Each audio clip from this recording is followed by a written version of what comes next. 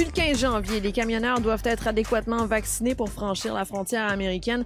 Une décision que conteste une petite partie de la profession qui compte manifester à l'aide d'un convoi de camions partant de Prince-Rupert chez nous, en Colombie-Britannique, demain pour arriver à Ottawa le 29 janvier prochain. Et pour prendre le pouls de la situation, j'accueille ce matin Stéphane Lacroix, directeur des communications et affaires publiques de Teamsters Canada, qui représente notamment des milliers de camionneurs au pays. Monsieur Lacroix, bonjour. Bonjour, Madame Villeneuve. Donc, bon, d'abord, Monsieur Lacroix, là, savez-vous à peu près quelle proportion des camionneurs s'opposent à cette vaccination obligatoire pour traverser la frontière? Est-ce qu'ils sont nombreux à s'opposer à ça? Ben, c'est bien dur à dire. Écoutez, nous, dans notre milieu syndiqué, là, au syndicat des Teamsters, on a fait un petit sondage rapide il y a quelques semaines auprès de nos camionneurs, camionneuses. Puis, à la lumière des informations qu'on a obtenues, on parle d'environ 5 de notre effectif syndical, là, syndiqué. Là, on ne parle pas de l'ensemble des camionneurs. Oui. Donc, 5 des camionneurs syndiqués chez nous ne sont pas vaccinés. Maintenant, quel est le pourcentage de ces camionneurs et camionneuses-là non vaccinés qui s'opposent réellement aux mesures de vaccination? Quel pourcentage des camionneurs en général vont participer à la manif dont on parle depuis quelques jours? Là, c'est bien difficile à dire. Mais rapidement, là, nous, on a pris nos informations. Puis au moment où on parle probablement d'un convoi d'une centaine ou de 200 camions à travers le pays. Alors, voyons voir là, le 27 et le 28 comment les choses vont se développer. Oui, c'est ça. Parce que bon, et je tiens à le dire aussi, là, selon les chiffres de la Canadian Truckers Alliance, le taux de vaccination chez les camionneurs est à peu près le même que dans la population en général, là, autour de 80%. Ça, il faut bien le dire aussi. On a quand même l'impression, Monsieur Lacroix, que cette minorité-là, elle est quand même bien organisée. Là, la levée de fonds pour financer ce convoi-là jusqu'à Ottawa a amassé plus de 650 000 $. C'est quand même beaucoup d'argent. Là. Comment on explique justement l'ampleur de cette mobilisation-là? Comment vous expliquez ça, vous, que ça fasse autant de bruit? C'est sûr que c'est un sujet qui est polarisant, hein, Mme Villeneuve. Absolument. Je veux dire, juste le fait de prendre position en faveur ou en défaveur de la vaccination obligatoire, c'est déjà un enjeu en soi. Là. Je veux dire, les gens se mettent quasiment les pieds dans les plats en allant dans un sens comme dans l'autre. Alors, moi, je suis pas étonné de la réaction de ces camionneurs, camionneuses-là, mais je vous dirais que la très vaste majorité, voire l'entièreté, c'est des gens là qui, on appelle ça des owner-operators, là, des propriétaires exploitants, et ils ont tout à fait le droit. Écoutez, en tant que syndicat, là, je serais bien mal placé de critiquer les gens qui veulent manifester parce qu'ils sont pas contents d'une situation quelconque. Mais dans le monde syndical, la manière de s'y prendre pour contester est différente. Ben, c'est de déposer un grief et de faire en sorte qu'on se retrouve devant un arbitre éventuellement puis que le dossier suive son cours normal.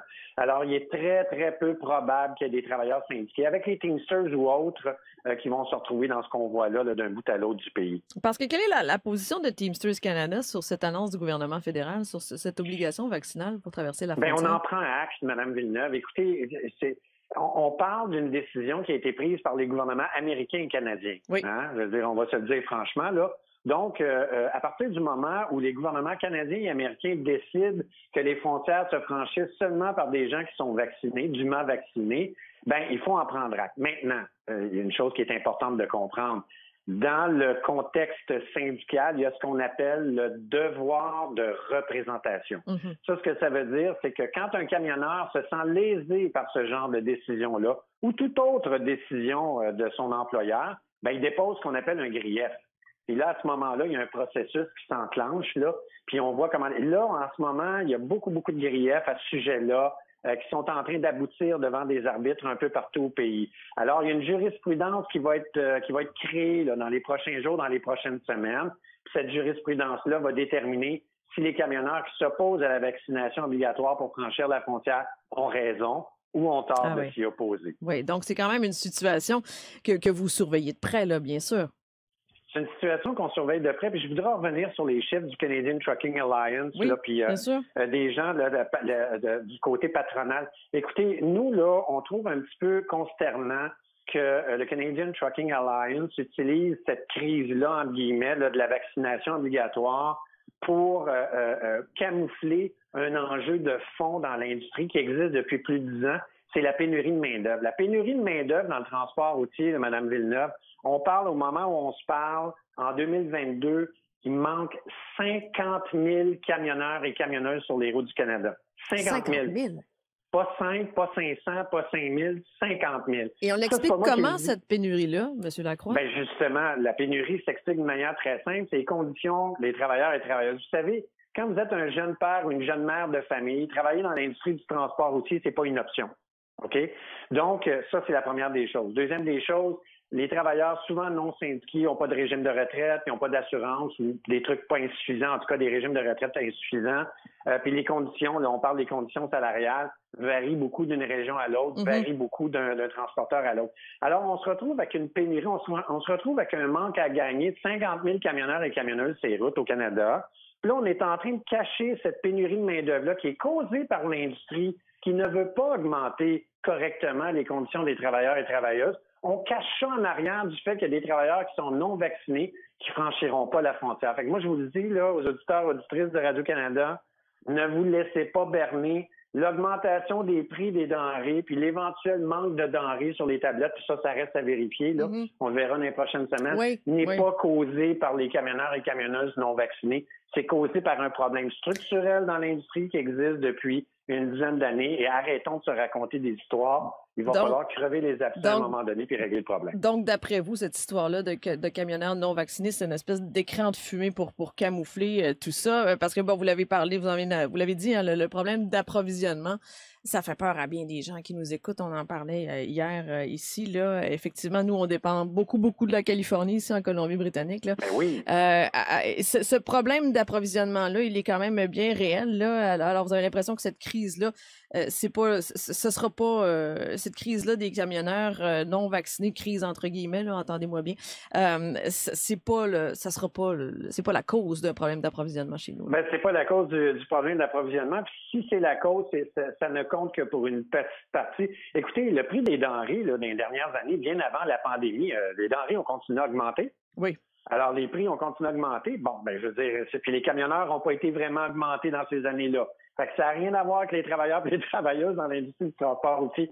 Fait que c'est un peu une campagne de peur, un peu odieuse. Là, nous autres, on trouve que c'est un petit peu odieux sur le dos des travailleurs et des travailleuses non vaccinés, qu'on soit d'accord ou non avec eux autres. La question n'est pas là. La question est de dire où sont les vrais enjeux, identifions-les, réglons-les une fois pour toutes, et on espère que éventuellement, ça va se faire. Stéphane Lacroix, merci beaucoup d'avoir pris le temps de nous parler ce matin. Un grand plaisir. Bonne journée. Au revoir. Bonne journée. Stéphane Lacroix, qui est directeur des communications et des affaires publiques chez Teamsters Canada. On continue notre discussion maintenant, justement, pour parler de cette mobilisation de camionneurs contre l'obligation vaccinale pour traverser cette frontière entre les États-Unis et chez nous, avec un camionneur, justement, un camionneur que vous connaissez, puisqu'on lui parle régulièrement, Laurent Flambourari, qui est avec nous ce matin, qui est en ce moment, d'ailleurs, aux États-Unis, si je ne me trompe pas. Laurent, bonjour. Bonjour Marie, effectivement, je me trouve dans l'État de Washington. Donc, vous l'avez traversé, Laurent, la frontière depuis le 15 janvier. Là. Comment ça se passe maintenant? Bah écoutez, moi de mon côté, ça se passe toujours très bien. Enfin, je parle pas moi personnellement, je veux dire de notre compagnie comme beaucoup d'autres. Après cette histoire de passeport vaccinal et d'obligation d'être vacciné, alors je vous dirais, je vais pas faire un débat politique, c'est pas mon but. Qui est pro-vax, qui est anti-vax. Enfin, je pars du principe que je trouve ça facile de vouloir manifester, de vouloir débrayer. Le droit de grève est acquis, je remets pas ça en cause. Oui. Mais enfin, de dire de fait d'être, admettons, anti-vaccin et de vouloir avoir les mêmes avantages que les autres, mais sans vouloir se faire vacciner, je trouve ça assez facile. Parce que oui, effectivement, on vit une période très difficile maintenant depuis 2 ans. Nous, les camionneurs, on nous impose, il est vrai, de plus en plus de mesures, de plus en plus de restrictions, mais d'un autre côté, faut quand même s'estimer heureux qu'on n'a pas, en tant que camionneur, contrairement aux passagers en voiture, on n'a pas à fournir un test PCR quand on rentre au Canada. Oui, c'est déjà une première chose. Oui. Maintenant, c'est vrai qu'il faut remplir une application qui s'appelle ArriveCan, etc. Mais ça, c'est un détail. Mais le fait de dire je défends corps et âme le fait d'être anti-vax, ça c'est un fait. Ça, on a le droit d'être anti-vaccin. Mais après, il y a des conséquences. On sait pertinemment, et ça a été dit depuis longtemps, que lorsque l'on est anti-vaccin, on reste après sur une position où on ne pourrait peut-être plus potentiellement voyager ou aller par exemple dans un restaurant quoi, donc voyager de la même façon qu'avant ou que si on était vacciné. Alors après je dis pas que les camionneurs doivent tous se faire vacciner, comme je dis, chacun a le droit de faire ce qu'il veut, mais après il y a des conséquences, il faut pas après se mettre la tête dans le sable. S'étonner que on puisse pas pouvoir traverser la frontière facilement puisqu'on n'est pas vacciné. Parce que bon, on le disait, M. Lacroix le disait, c'est une petite proportion là, des camionneurs qui ne sont pas vaccinés. Ça, il faut le dire. Bon, selon le sondage qu'ils ont fait chez Teamsters, c'est 5%. C'est pas beaucoup. Et effectivement, bon, c'est à peu près le même portrait que la population générale. Qu'en disent les camionneurs autour de vous, Laurent? Est-ce qu'on en parle justement? Est-ce qu'ils sont en général plutôt d'accord avec cette mesure-là? Généralement, dans notre entreprise comme dans d'autres entreprises qui sont confrères avec la nôtre, ça reste assez positif. L'idée reste bien, l'idée quand même prise du bon côté.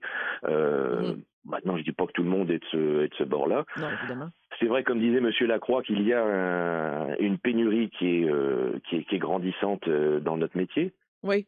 Alors c'est vrai que si en plus on ajoute à cette pénurie pendant cette période difficile des personnes qui décident que bon non je suis non vacciné, je pourrais pas traverser la frontière, donc ça va avoir un impact sur mon travail. Alors effectivement cette pénurie va rajouter encore plus de complications. Alors c'est vrai qu'il y a juste un petit examen de conscience à faire. Oui, voilà. Avez-vous l'impression que ça va ralentir cette chaîne d'approvisionnement entre les États-Unis et le Canada, que ce conflit, encore une fois, je ne sais pas si on peut parler de conflit, là, mais que cette manifestation-là et que cette obligation vaccinale-là, surtout, pourrait ralentir la chaîne d'approvisionnement? À court terme, je ne pense pas, mais à long terme, je me pose de sérieuses questions, d'autant plus que alors bien évidemment, nous, les chauffeurs canadiens, quand on descend aux États-Unis, nous ramenons toujours de la marchandise vers le Canada, comme vous l'avez expliqué, étant en Colombie-Britannique, on est souvent approvisionné par la Californie, j'en ai fait partie, parce que je travaille dans l'industrie du transport réfrigéré, donc on ramène des fruits et légumes de Californie.